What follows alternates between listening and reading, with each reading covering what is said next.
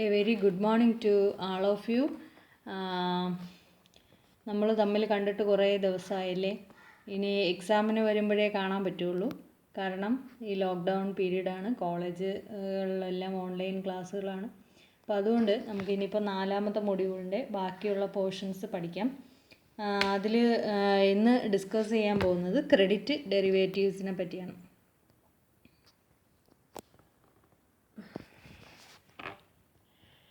Credit ഡെറിവേറ്റീവ്സിനെ കുറിച്ച് പഠിക്കുമ്പോൾ ആദ്യം എന്താണ് ക്രെഡിറ്റ് റിസ്ക് അല്ലെങ്കിൽ ഡിഫാൾട്ട് റിസ്ക് എന്താണെന്ന് നോക്കാം. Credit risk is the risk of losses faced by the lender due to non payment of interest or principal amount by the borrower. So it is the loss faced by the lender, loss of risk faced by the lender due to the non-payment of interest or principal amount by the borrower is called credit risk. As we have known, lender gives loans to the persons. Lender may be a bank or any financial institutions. Borrowers are the businessmen or common people who need finance and take loans, and they do not repay the interest or principal amount to the bank. Such losses are known as credit risk or default risk. So the risk of losses faced by the lender due to the non-payment of interest or repayment of principal amount by the borrower is called credit risk. Credit risk arises only when the lender is making default.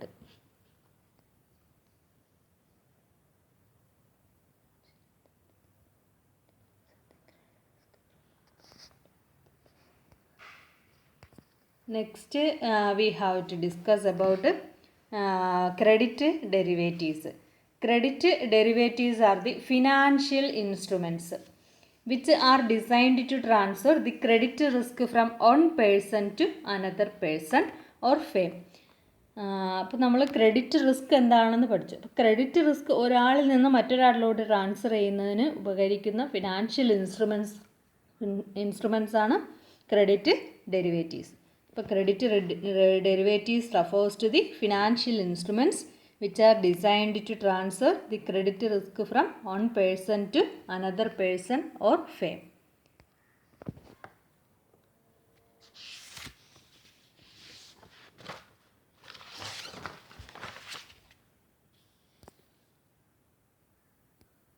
Next, what are the credit derivatives? Credit derivatives ഏതൊക്കെയാണെന്ന് നോക്കാം. Financial instruments ആണ് credit derivatives. അപ്പം financial instruments, credit derivatives ആയിട്ടുള്ള financial instruments ആണ് total return swap, TRS എന്ന് ചുരുക്കി വിളിക്കും. Credit default swap, abbreviation CDS, asset backed securities, abbreviation ABS, collateralized debt obligation. Last one, credit spread options. So these are the financial instruments used to cover or transfer credit risk from one person to another person.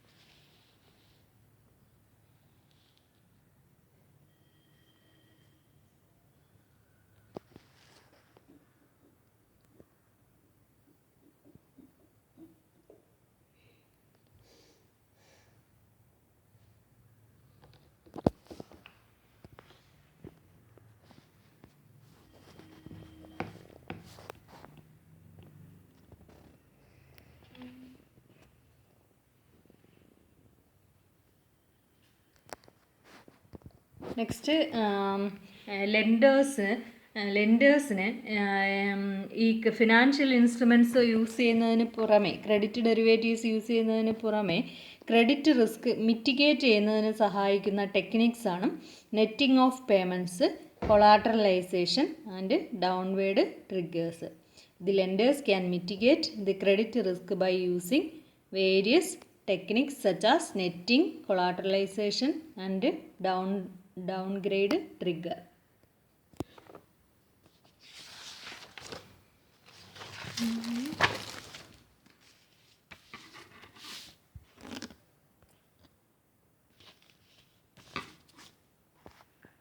we can see what is collateralization. Collateralization എന്താണെന്ന് നോക്കാം. Collateral is a property or asset offered as a security by the borrower to the lender, and if the borrower default the payment of interest or repayment of principal, the lender can seize the asset to recover the due. Collateral, as we usually know, collateral is a security offered as a security by the borrower to the lender, and if the borrower makes default the payment of in the case of interest or in the case of principal amount, the lender can seize the asset or recover the asset offered as security, the security asset. കൊളാട്രലൈസേഷൻ എന്താണെന്ന് മനസ്സിലായോ? നമ്മൾ loan എടുക്കുമ്പോൾ ഒരു security നമ്മൾ asset security ആയിട്ട് കൊടുക്കും. ഇപ്പം ഇൻട്രസ്റ്റിലോ principal എമൗണ്ടിലോ borrower default വരുത്തി കഴിഞ്ഞാൽ ലെൻഡർക്ക് എന്ത് ചെയ്യാം? ആ അസറ്റിനെ സീസ് ചെയ്യാനുള്ള റൈറ്റ് ഉണ്ട്. അതിനെയാണ് കൊളാട്രലൈസേഷൻ എന്ന് വിളിക്കുന്നത്.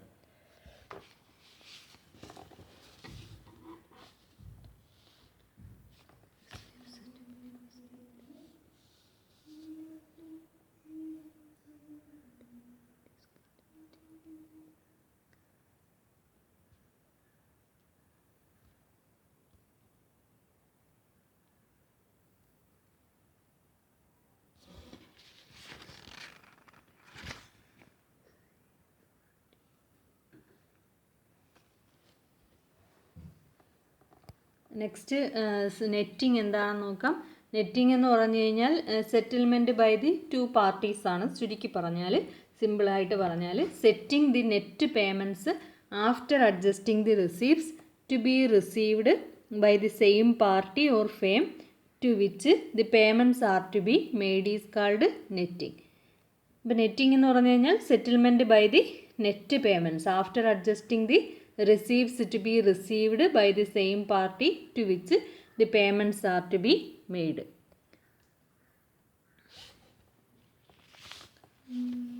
ഒരു എക്സാമ്പിൾ പറയുകയാണെങ്കിൽ, ഇപ്പം ബി എന്ന ആളിന് 5 lakh കൊടുക്കാനുണ്ട്, ബി എന്ന ആൾ എക്ക് 18 lakh കൊടുക്കാനുണ്ട്.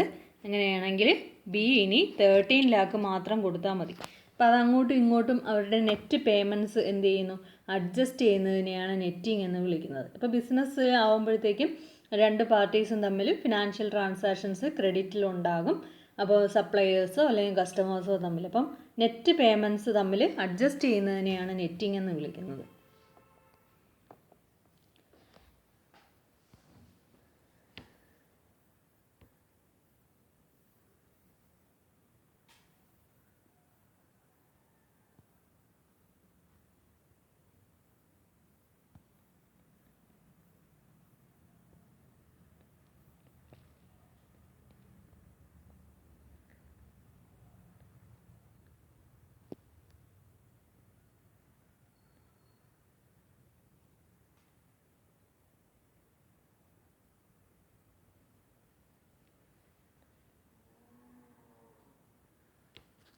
നെക്സ്റ്റ് ഡൗൺ ഗ്രേഡ് ട്രിഗറാണ്. അപ്പോൾ ഇതും ഒരു മിറ്റിഗേഷൻ സ്ട്രാറ്റജിയാണ്.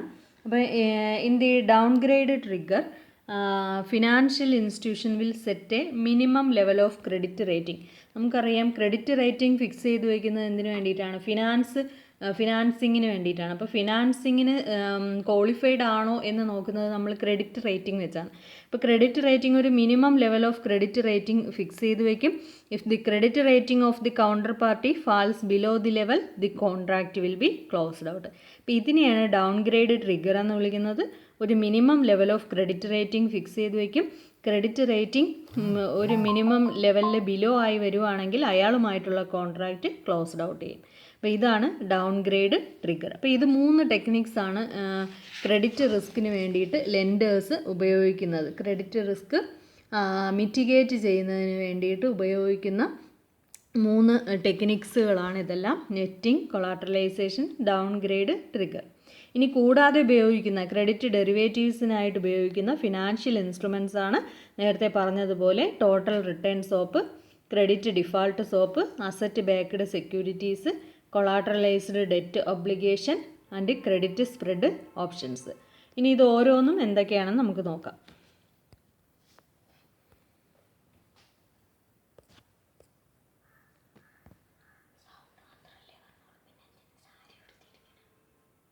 ഇപ്പോൾ പോവാൻ വേണ്ടി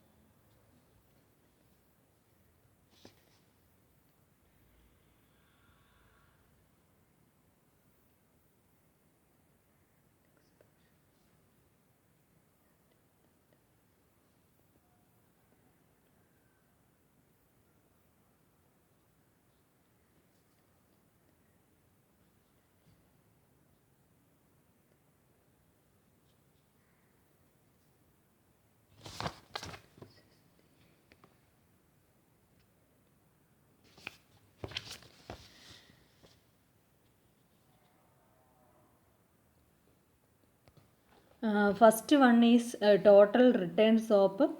Total return swap is also called total rate of return swap.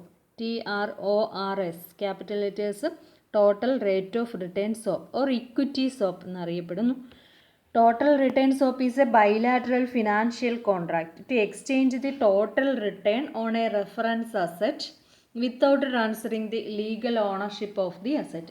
Total return swap ഒരു ബൈലാറ്ററൽ ഫിനാൻഷ്യൽ കോൺട്രാക്റ്റ് ആണ്. അപ്പോൾ എന്ത് ചെയ്യുന്നു, ഇതിൻ്റെ റിസ്ക് മുഴുവനും ഒരു തേർഡ് പാർട്ടിക്ക് ട്രാൻസ്ഫർ ചെയ്യും. ഈ അണ്ടർലൈങ് അസറ്റ് എന്ന് പറഞ്ഞു കഴിഞ്ഞാൽ ചിലപ്പോൾ ബോണ്ട് ആകാം, ലോൺ ആകാം, മോർഗേജ് ആകാം, ഇക്വിറ്റി ആകാം, ഇൻഡെക്സ് ആകാം, ലീസ് ആകാം, ഓയിൽ ബാക്ക്ഡ് ക്രെഡിറ്റ് ഒബ്ലിഗേഷൻസ് ആകാം. അപ്പോൾ ഇതിൻ്റെ റിസ്ക് മാത്രം ട്രാൻസ്ഫർ ചെയ്യുന്നു.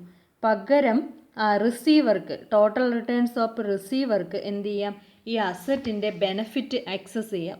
അസറ്റിൻ്റെ ബെനഫിറ്റ്സ് എന്ന് പറഞ്ഞു കഴിഞ്ഞാൽ അതിൻ്റെ ഇൻട്രസ്റ്റും ക്യാപിറ്റൽ ഗെയിനും ആക്സസ് ചെയ്യാം. പക്ഷേ അസറ്റിൻ്റെ ഓണർഷിപ്പ് മാത്രം ട്രാൻസ്ഫർ ചെയ്യുന്നില്ല. റിസ്ക് ട്രാൻസ്ഫർ ചെയ്യുന്നു, പകരം ഗെയിനും മുഴുവനുമായിട്ട് കൂപ്പൺ ഇൻട്രസ്റ്റും ക്യാപിറ്റൽ ഗെയിനും റിസീവർക്ക് ട്രാൻസ്ഫർ ചെയ്യുന്നു. എന്നാൽ പകരം റിസ്ക് ഏറ്റെടുക്കുന്നു. അയാൾക്ക് അതിൻ്റെ ഗെയിൻ എന്ന് പറയുമ്പോൾ മുഴുവൻ റിട്ടേണും കിട്ടുന്നു. പക്ഷേ ഓണർഷിപ്പ് മാത്രം ട്രാൻസ്ഫർ ചെയ്യുന്നില്ല. അപ്പോൾ അങ്ങനെയുള്ളതാണ് total return swap. Total return swap എന്ന് പറഞ്ഞു കഴിഞ്ഞാൽ ഒരു ബൈലാറ്ററൽ ഫിനാൻഷ്യൽ കോൺട്രാക്റ്റ് ആണ് to exchange total return on a reference asset. ആ റെഫറൻസ് അസറ്റിൻ്റെ ടോട്ടൽ റിട്ടേണും എക്സ്ചേഞ്ച് ചെയ്യുന്നു without transferring legal ownership of the asset. അസറ്റിൻ്റെ ലീഗൽ ഓണർഷിപ്പ് ട്രാൻസ്ഫർ ചെയ്യുന്നേയില്ല.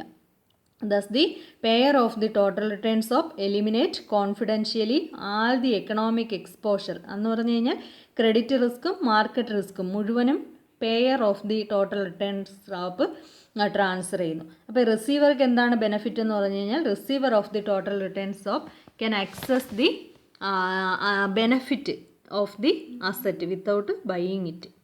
ഓക്കെ.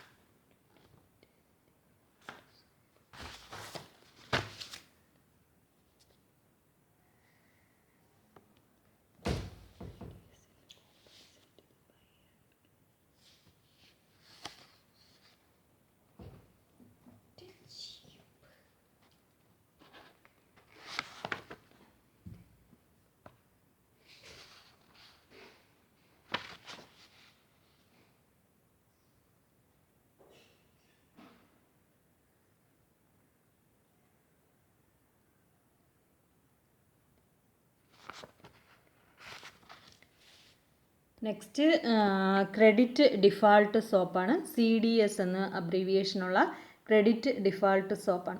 ഇപ്പോൾ ക്രെഡിറ്റ് ഡിഫാൾട്ട് സോപ്പ് എന്ന് പറഞ്ഞു കഴിഞ്ഞാൽ ഒരു OTC traded financial swap agreement ആണ്. Where the seller of the CDS ആരായിരിക്കും? ലോണിൻ്റെ കേസിൽ ലെൻഡർ ആയിരിക്കും. അപ്പം ലെൻഡറിനെയും ബോറോവറിനെയും കൂടാതെയുള്ള ഒരു പാർട്ടിയുണ്ട്. അയാളാണ് ഈ ക്രെഡിറ്റ് ഡെറിവേറ്റീവ്സ് പർച്ചേസ് ചെയ്യുന്നത്, ഈ ക്രെഡിറ്റ് ഡിഫാൾട്ട് സോപ്പ് പർച്ചേസ് ചെയ്യുന്നത്. അപ്പോൾ ഈ ക്രെഡിറ്റ് ഡിഫാൾട്ട് സോപ്പ് പർച്ചേസ് ചെയ്യുന്ന ആൾ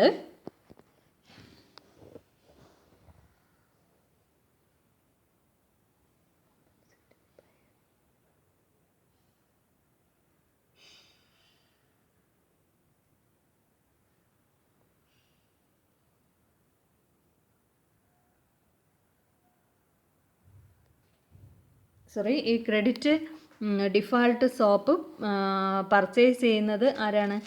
നമ്മുടെ ലെൻഡറാണ്. ലോൺ കൊടുത്ത ആളാണ് ക്രെഡിറ്റ് ഡിഫാൾട്ട് സോപ്പ് പർച്ചേസ് ചെയ്യുന്നത്. അപ്പോൾ ഈ ക്രെഡിറ്റ് ഡിഫാൾട്ട് സോപ്പിൻ്റെ സെല്ലർ എന്ത് ചെയ്യും?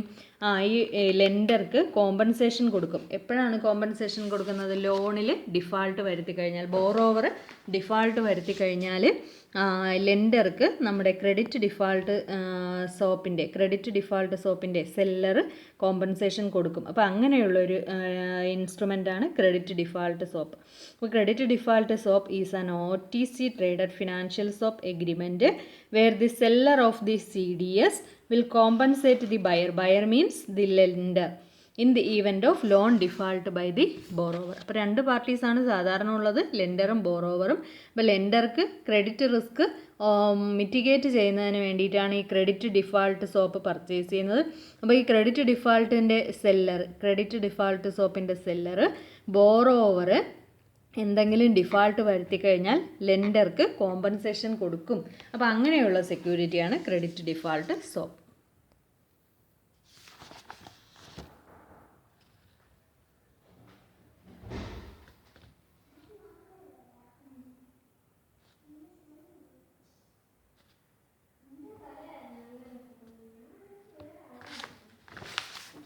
asset-backed securities, derivative instrument structured from the collection of credit card receivables, loans, auto loans, mitigate aircraft leases, etc. is known as asset-backed securities.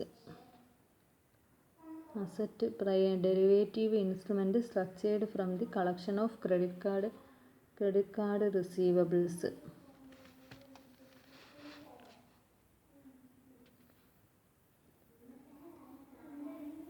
Collection of credit card receivables, loans,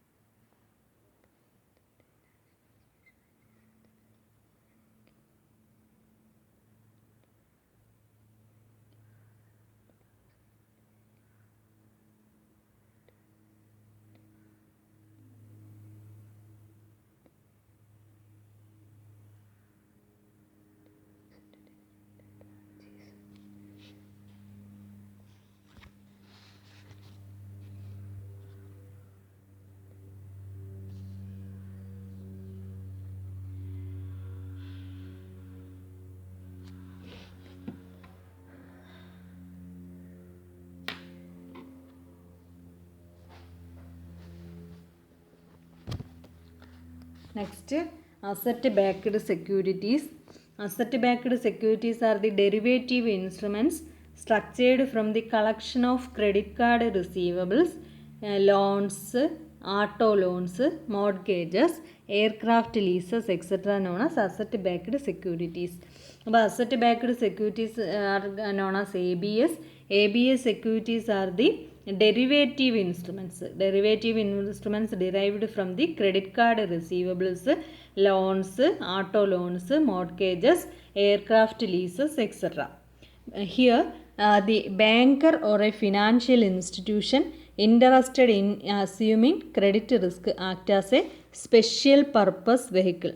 special purpose vehicle നമ്മൾ പഠിച്ചിട്ടുണ്ടല്ലോ. അപ്പോൾ special purpose vehicle എന്നൊരു institution ഉണ്ട്. അപ്പോൾ അവർ എന്ത് ചെയ്യുന്നു, credit risk transfer ചെയ്യുന്നു. ഒരു banker അല്ലെങ്കിൽ ഫിനാൻഷ്യൽ ഇൻസ്റ്റിറ്റ്യൂഷൻസ് ആയിരിക്കും ഇവിടെ ക്രെഡിറ്റ് റിസ്ക് ഏറ്റെടുക്കുന്നത്. Assuming credit risk known as special purpose vehicles.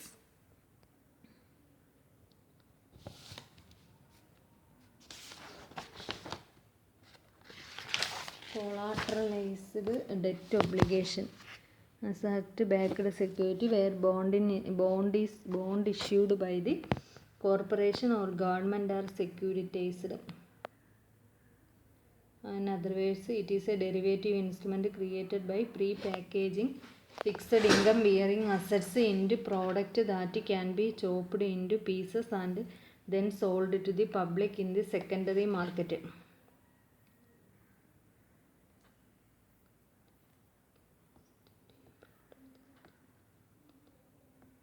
It is called collateralized because the assets repackaged such as credit card debt, corporate debt, mortgages and auto loans serve as collateral for the investors.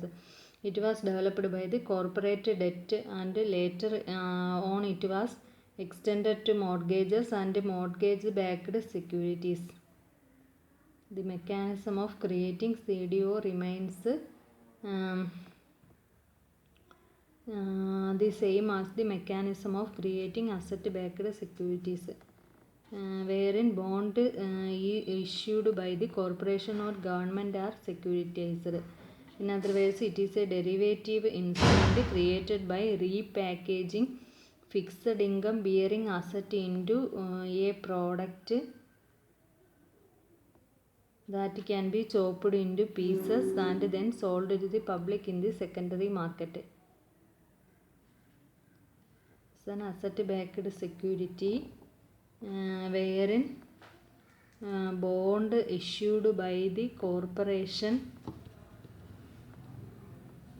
or government are securitized. In other words, it is a derivative instrument created by repackaging fixed income bearing asset into a product that can be chopped into pieces and then sold to the public in the secondary market. This is because the assets repackaged such as credit card debt, corporate debt, mortgages and auto loans serve as collateral for the investors. It was developed for the corporate debt and later it was extended to mortgages and mortgage-backed securities. Since CDO is an asset-backed security, the mechanism of creating CDO remains the same as the mechanism of the creating ABS, wherein bond issued by the corporation or government are securitized.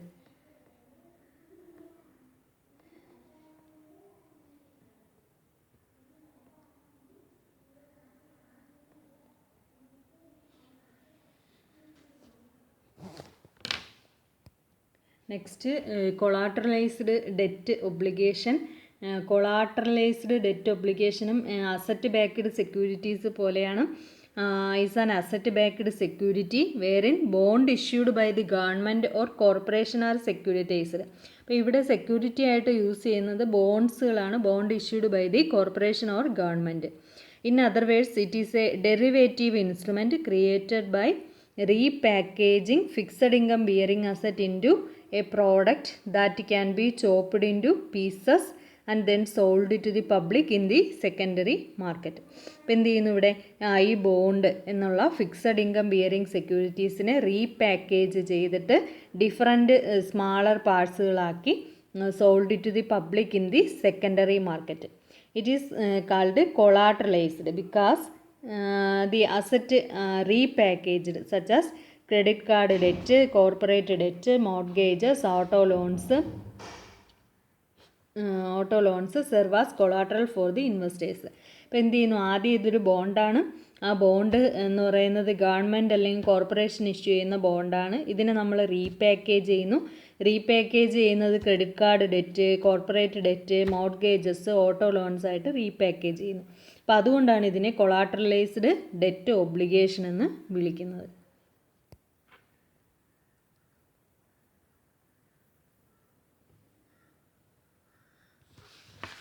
ഒന്നുകൂടെ credit spread options.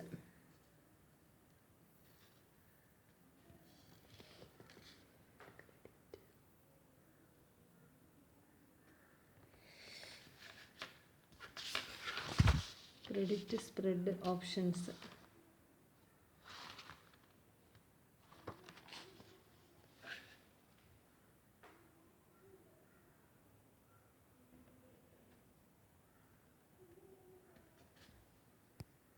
Credit spread options ആണ് അടുത്തത്. ഇപ്പോൾ credit spread ഓപ്ഷനും ഒരു derivative contract ആണ്. ഇത് options പോലെയാണ്. Credit spread options ഇത് ഓപ്ഷൻസ് പോലെ കാൾ ഓപ്ഷനും പുട്ട് ഓപ്ഷനും ഉണ്ട്.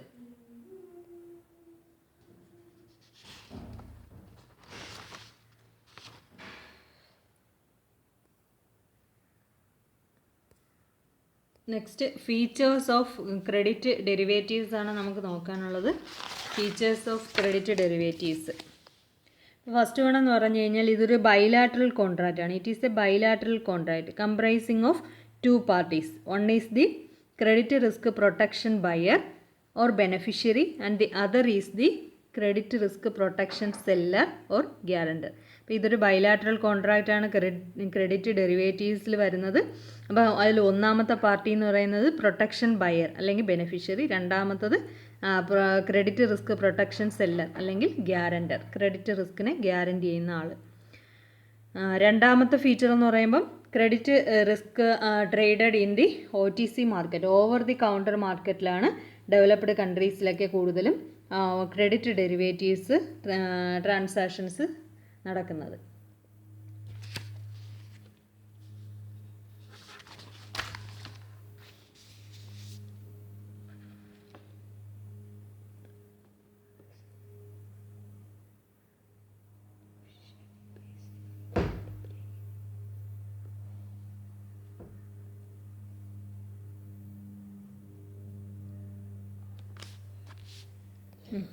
ഇനി ക്രെഡിറ്റ് ഡെറിവേറ്റീവ്സിൽ രണ്ട് പാർട്ടീസ് ഉണ്ടെന്ന് പറഞ്ഞു. ഒന്ന് പ്രൊട്ടക്ഷൻ ബയ്യറും ഒന്ന് പ്രൊട്ടക്ഷൻ ഗ്യാരണ്ടിയറും അല്ലെങ്കിൽ സെല്ലർ. അപ്പോൾ പ്രൊട്ടക്ഷൻ സെല്ലർ അല്ലെങ്കിൽ ഗ്യാരണ്ടിയർ. അപ്പോൾ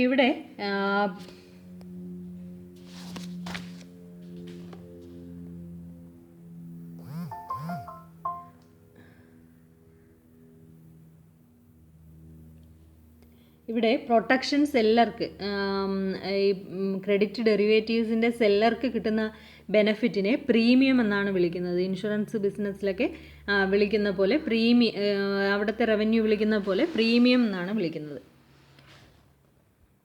നമ്മൾ പോളിസി അടയ്ക്കൂലേ, അപ്പോൾ അതുപോലെ ഇവിടെയും ബെനഫിഷ്യറി കൊടുക്കുന്ന ഒരു റിട്ടേൺ ആണ് പ്രീമിയം എന്ന് വിളിക്കുന്നത് സെല്ലർക്ക്. ക്രെഡിറ്റ് ഡെറിവേറ്റീവ്സിൻ്റെ സെല്ലർക്ക് കിട്ടുന്ന ഒരു റെമ്യൂണറേഷനെ വിളിക്കുന്ന പേരാണ് പ്രീമിയം.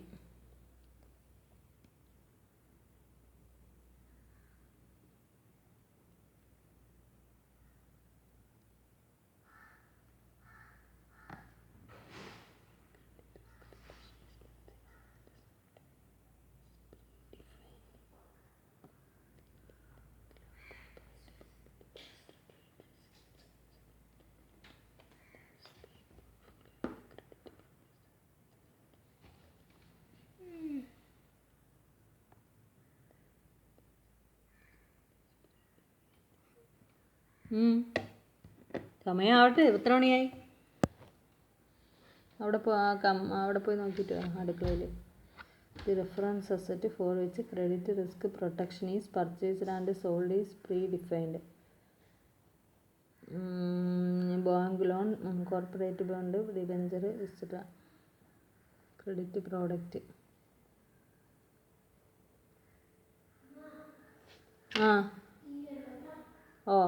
സൗണ്ട് കുറച്ചിടണേ, ഞാൻ പോണത് വരെ. നെക്സ്റ്റ് ഫീച്ചർ എന്ന് പറഞ്ഞു കഴിഞ്ഞാൽ the reference asset for which credit risk protection is purchased and sold is predefined. അപ്പോൾ ക്രെഡിറ്റ് റിസ്ക് പ്രൊട്ടക്ഷന് വേണ്ടിയിട്ട് നമ്മളൊരു അസറ്റ് പറയുമല്ലോ, ആ റെഫറൻസ് അസറ്റ് എന്ന് പറയുന്നത് മുൻപേ കൂട്ടി പ്രീ ഡിഫൈൻ ചെയ്തിരിക്കും. ആ അസറ്റ് എന്ന് പറയുമ്പോൾ ബാങ്ക് ലോൺ ആവാം, കോർപ്പറേറ്റ് ബോണ്ട് ആവാം, ഡിബഞ്ചർ ആവാം, ട്രേഡ് റിസീവബിൾസ് ആവാം, മുനിസിപ്പൽ ഡെറ്റ് ആവാം. അടുത്ത ഫീച്ചർ എന്ന് പറഞ്ഞു കഴിഞ്ഞാൽ the protection from credit risk regarding reference asset is arisen due to various causes. Protection from credit risk regarding reference asset is arisen due to various causes. ഇനി ഇതിൽ വരുന്ന another ടേമാണ് credit events. Credit ഡെറിവേറ്റീവ്സിൽ associate ചെയ്ത് വരുന്ന ഒരു ടേമാണ് credit events. ഇപ്പോൾ ക്രെഡിറ്റ് ഈവൻസ് ഉണ്ടാവാം, ക്രെഡിറ്റ് ഈവൻസ് ഉണ്ടാകും എന്ന് പ്രതീക്ഷിച്ചാണ് നമ്മൾ എന്ത് ചെയ്യുന്നത്, അതിനുവേണ്ടി പ്രൊട്ടക്ഷന് വേണ്ടിയിട്ടാണ് ക്രെഡിറ്റ് ഡെറിവേറ്റീവ്സ് പർച്ചേസ് ചെയ്യുന്നത്. അപ്പോൾ ക്രെഡിറ്റ് ഈവൻസ് ഏതൊക്കെയാണെന്ന് പറഞ്ഞു കഴിഞ്ഞാൽ bankruptcy, insolvency, payment default, delinquency, price decline, rating downgrade. അപ്പോൾ ഇതുപോലെയുള്ള സാഹചര്യങ്ങളുണ്ടാകാം. ഇപ്പം COVID-19 വന്നപ്പം ബാങ്കുകളിലൊന്നും എടുത്ത ലോണുകളൊന്നും അടയ്ക്കുന്നില്ല അല്ലേ, ബിസിനസ്സുകാരായാലും ടൂറിസം ഫീൽഡിലുള്ളവരായാലും മറ്റ് പേഴ്സണൽ ലോൺസൊക്കെ എടുത്തവരായാലും ഇൻട്രസ്റ്റും പ്രിൻസിപ്പൽ എമൗണ്ടും അടയ്ക്കുന്നില്ല. അപ്പോൾ അങ്ങനെയുള്ള ഈവൻസിനെയാണ് ക്രെഡിറ്റ് ഈവൻസ് എന്ന് വിളിക്കുന്നത്. Bankruptcy, insolvency, payment default, delinquency, price decline, rating downgrade of underlying asset. അപ്പോൾ ഇതൊക്കെയാണ് എന്തെന്ന് പറയുന്നത്, ഇതും പ്രീ ഡിഫൈൻഡ് ആയിരിക്കും. ക്രെഡിറ്റ് ഈവൻസും പ്രീ ഡിഫൈൻഡ് ആയിരിക്കും എന്നുള്ളതാണ് അനദർ ഫീച്ചർ. എൻ്റെ point, the protection from credit risk regarding preference asset is arisen due to various causes which are known as credit events. Next feature,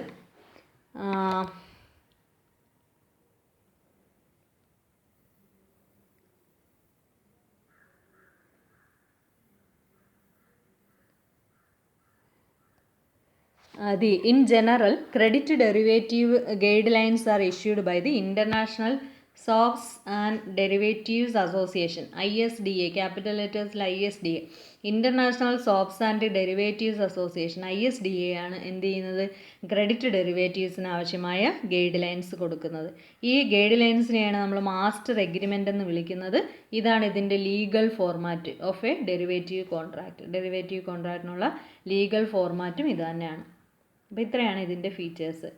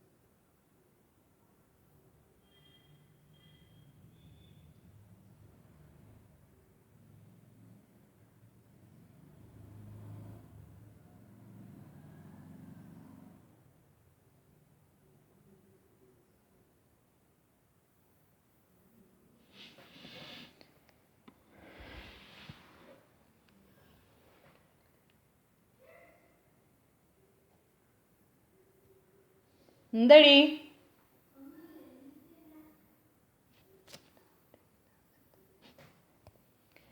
first benefit എന്ന് പറയുന്നത് benefit of credit ഡെറിവേറ്റീവ്സിലും banks and financial institutions can provide long time financing without taking credit risk.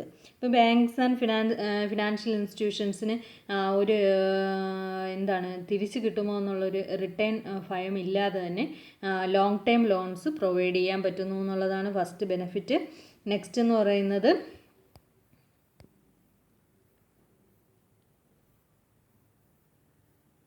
Free of capital.